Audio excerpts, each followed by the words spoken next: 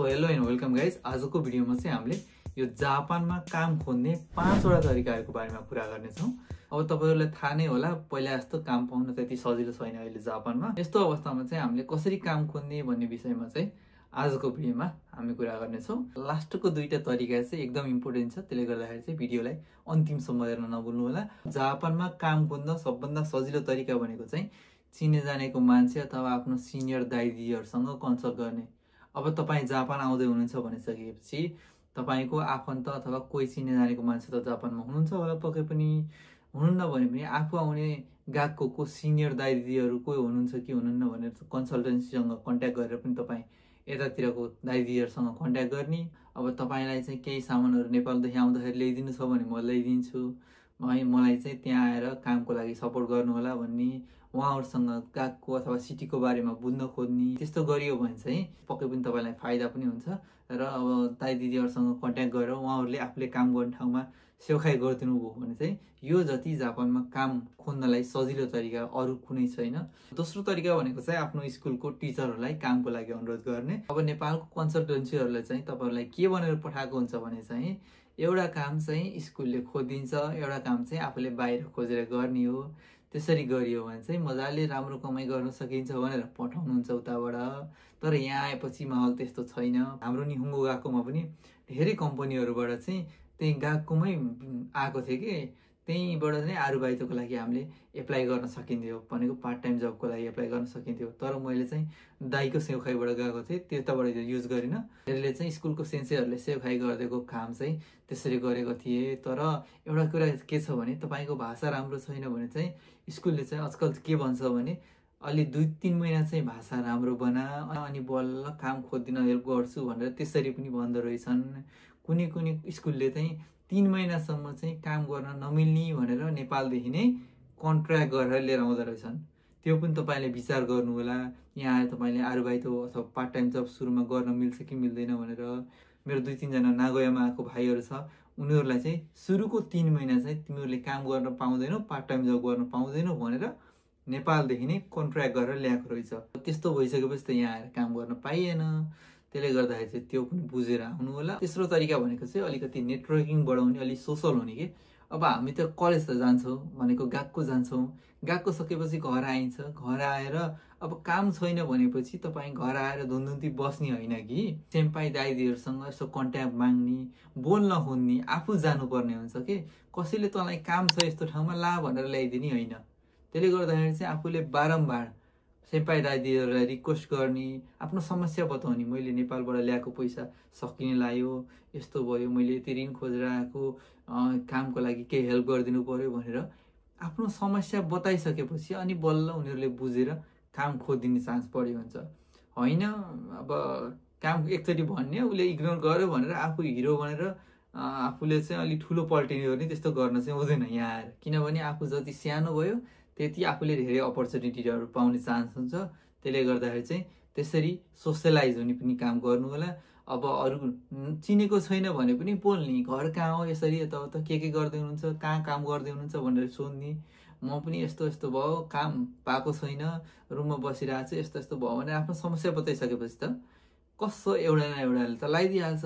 तर आफू हिरो पल्टिने यताउता गर्न थाल्यो भने चाहिँ जापानमा अथवा कुनै पनि देशमा काम छैन। जति सोशलाइज भयो, जति अलिकति नेटवर्किङ बढायो त्यति नै हामीलाई फाइदा हुन्छ। बोल्नुको पिठो पनि बिग्छ भन्छन् नि, त्यस्तै जसले बोल्यो, जो अगाडि सर्यो त्यसले चाहिँ अपर्च्युनिटी पायो, त्यो चाहिँ ख्याल गर्नु होला। अब हामी चौथो तरिका अनलाइन जब हन्टिङ साइटहरु, विभिन्न अनलाइन प्लेटफर्मबाट चाहिँ तपाईले कामहरु खोज्न सक्नुहुन्छ।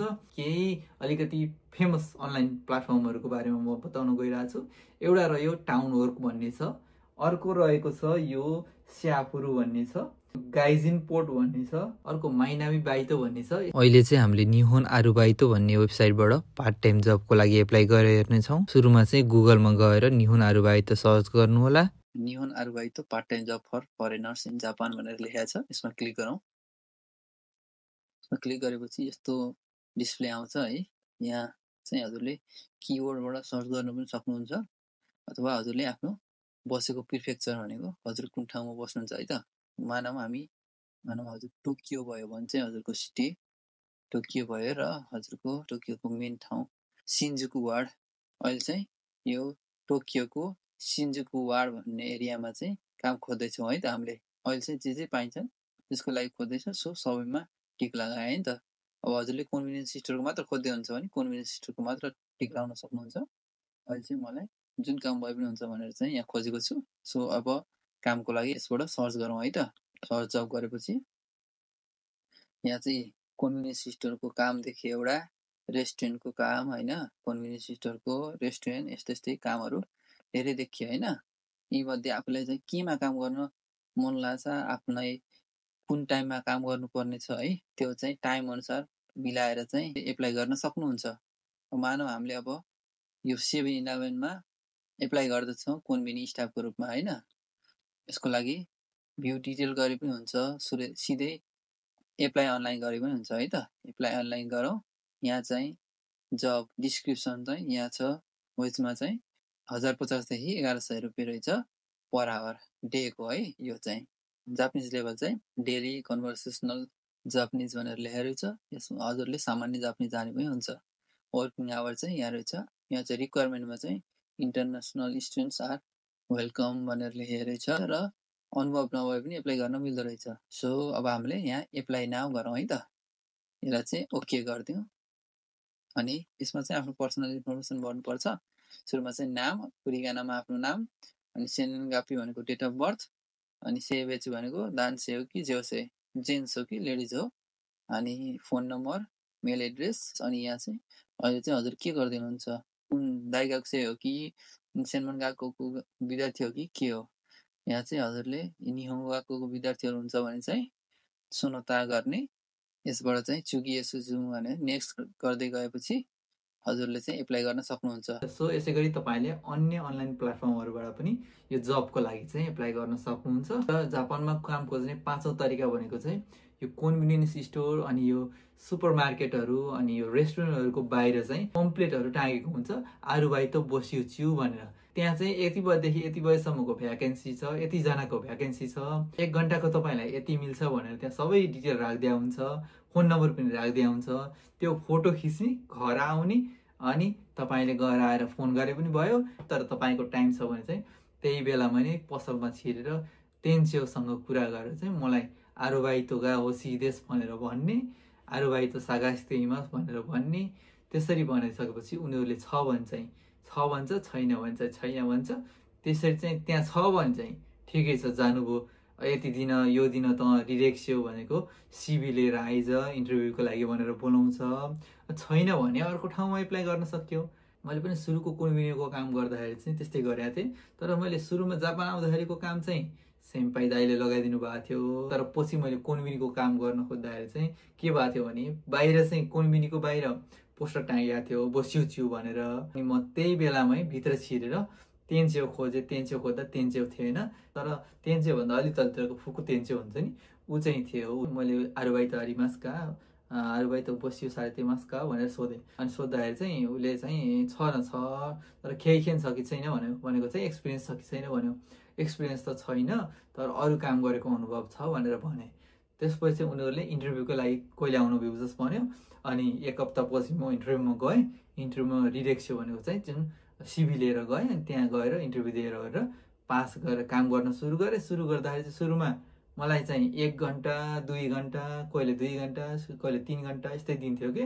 हप्तामा कति 3-4 दिन बोलाउँथ्यो, दिउँसोमा एकैछिन बोलाउने, अलिकति फ्री भएको टाइममा मलाई सिकाउन सजिलो हुन्छ भनेर त्यसरी बोलाउँथ्यो।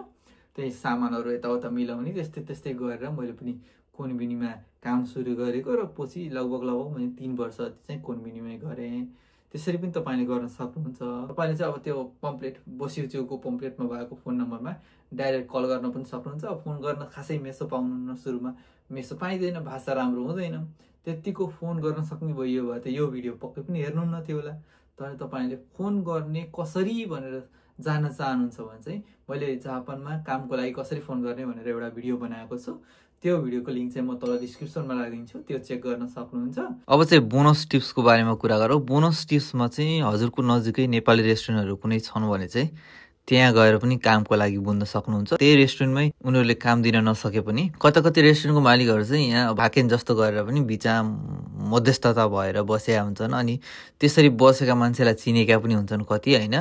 त्यसले गर्दाखेरि चाहिँ तिनीहरूसँग यो कामको बारेमा यताउता नलेजहरू अलिक बढी नै हुन्छ कि त्यो आफू बसेको एरियाको बारेमा। त्यसले गर्दाखेरि चाहिँ एकचोटि उनीहरूसँग पनि गएर कुरा गर्ने, त्यहाँबाट सामान ल्याउने गरेपछि उनीहरू खुसी पनि हुन्छन्। त्यसरी पनि अब आफूले त्यहाँ पनि रजाउन सकियो, एउटा तरिका त्यो पनि भयो। अर्को चाहिँ यो हाकेन कम्पनीहरू हुन्छन्। अब त्यसरी हाकेन कम्पनी गरेर बसेका अनि त्यो कम्पनीमा चाहिँ अब नेपालीहरू पनि हुन्छन् कि काम गर्ने, उनीहरूलाई कन्ट्याक्ट गरेर अनि त्यसरी कामको लागि अनुरोध गर्न सक्नुभयो भने चाहिँ अब त्यसरी पनि काम पाउन सक्ने चान्स बढी हुन्छ। अनि स्पेसल्ली त्यसरी त अब ह्यान्ड ग्यास काम पनि पाउन सक्ने चान्स बढी हुन्छ कि। अब त्यसरी अब अरूलाई अनुरोध गरेर काम खोज्दै गर्दाखेरि चाहिँ कतिले चाहिँ प्रलोभनमा पार्ने, पैसा दे भन्ने, अनि पहिलो मन्थको स्यालेरीको यति % दे भन्ने, अनि अर्को चाहिँ फेरि यो लेडिजहरू हुनुहुन्छ भने तपाईँहरूलाई चाहिँ अलिकति ब्ल्याकमेल गर्न खोज्ने, त्यस्तोहरू पनि हुन्छन्।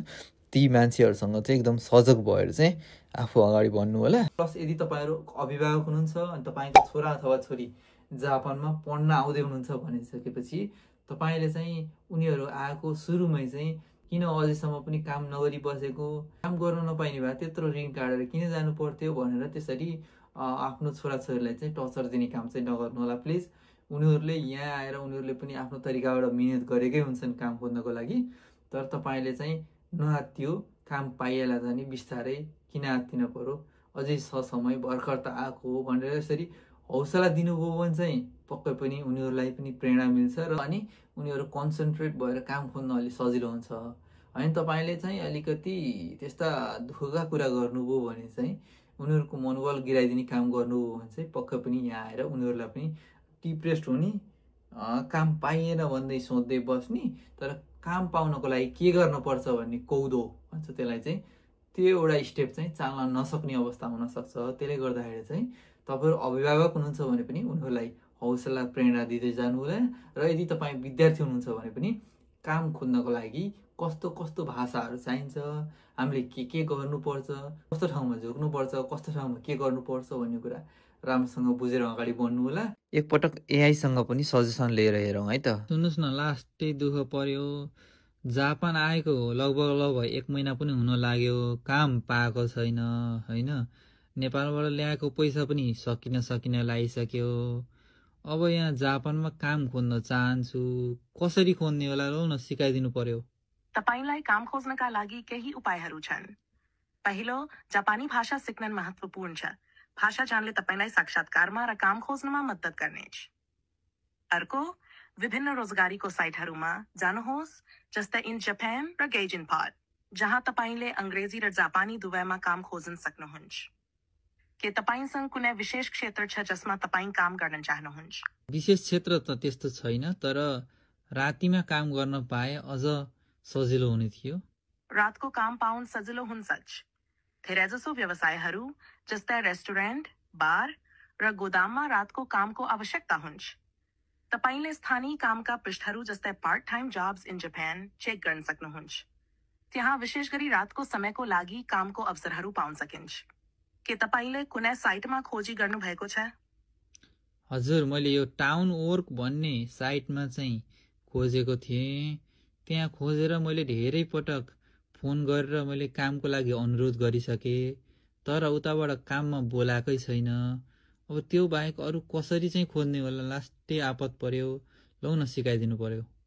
समझन सकिन्छ, काम खोज्नमा केही समय लाग्न सक्छ। तपाईले प्रयास गर्दा निराश नहुनुहोस्। यहाँ केही सुझाव छन्। पहिलो, आफ्नो रिज्युमे र कभर लेटरलाई राम्रोसँग तयार गर्नुहोस्। त्यसमा तपाईका सिप र अनुभवलाई स्पष्ट रूपमा लेख्नुहोस्। दोस्रो, जापानी भाषामा केही जान हुनु महत्त्वपूर्ण छ। सरल वाक्य र शब्दावली सिक्नाले साक्षात्कारमा मद्दत गर्नेछ। तेस्रो, स्थानीय रूपमा काम गर्ने ठाउँहरूमा जानुहोस् र सोध्न प्रयास गर्नुहोस्। कहिलेकाहीँ प्रत्यक्ष सम्पर्कले काम पाउन मद्दत गर्न सक्छ। आजको लागि चाहिँ यति नै गरौँ। अब हामी अर्को भिडियोमा छिटै भेटौँला। म चाहिँ Arjun Bhusal and this is यति ब्लगिङ गाइड 2। By by.